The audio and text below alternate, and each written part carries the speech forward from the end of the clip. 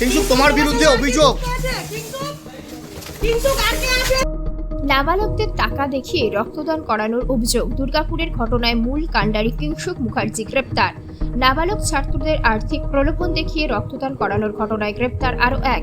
Police সূত্রে জানা গিয়েছে, গোটা ঘটনার মূল কাণ্ডারি হিসাবে উঠে আসা কিংশুক মুখার্জিকে গ্রেপ্তার করেছে দুর্গাপুর থানার পুলিশ। উড়িষ্যা থেকে তাকে গ্রেপ্তার করা হয়েছে বলে পুলিশ সূত্রে দাবি।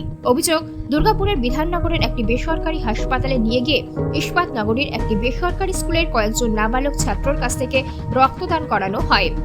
এর বিনিময়ে তাদের টাকা দেওয়ার প্রলোভন দেখানো হয়েছিল বলে অভিযোগ। বিষয়টি প্রকাশ্যে আসার পরই দুর্গাপুর থানায় লিখিত অভিযোগ দায়ের হয়। সেই অভিযোগের ভিত্তিতে তদন্ত শুরু করে পুলিশ। তদন্ত যত এগিয়েছে ততই এই ঘটনাকে ঘিরে একের পর এক চাঞ্চল্যকর তথ্য সামনে এসেছে বলে দাবি তদন্তকারীদের। পুলিশের তদন্তে প্রথমে উঠে আসে ওই স্কুলের প্রাক্তন ছাত্র দেবপ্রিয় চক্রবর্তীর নাম। অভিযোগ, দেবপ্রিয়ই বিভিন্ন আর্থিক প্রলোভন দেখিয়ে নাবালক ছাত্রদের হাসপাতালে নিয়ে যেত।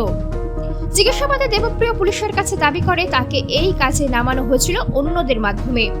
তদন্তে এরপর সামনে আসে তৃণমূল ছাত্র পরিষদের সদস্য অমিত প্রসাদ যাদবের নাম।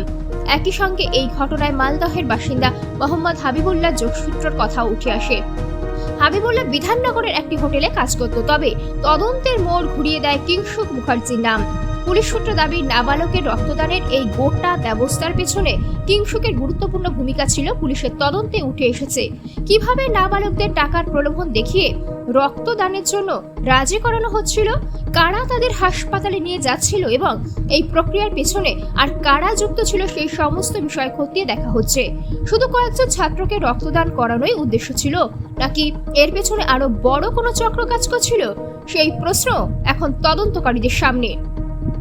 এর আগে গত বৃহস্পতিবার রাতে অভিযান চালিয়ে দেবপ্রিয় চক্রবর্তী, মোহাম্মদ হাবিবুল্লাহ এবং অমিত প্রসাদ যাদবকে গ্রেপ্তার করে দুর্গাপুর থানার পুলিশ। তাদের জিজ্ঞাসাবাদে তদন্তকারীরা কিংশুক মুখার্জির নাম এবং ভূমিকা সম্পর্কে আরও তথ্য পেয়েছে বলে পুলিশ সূত্র দাবি।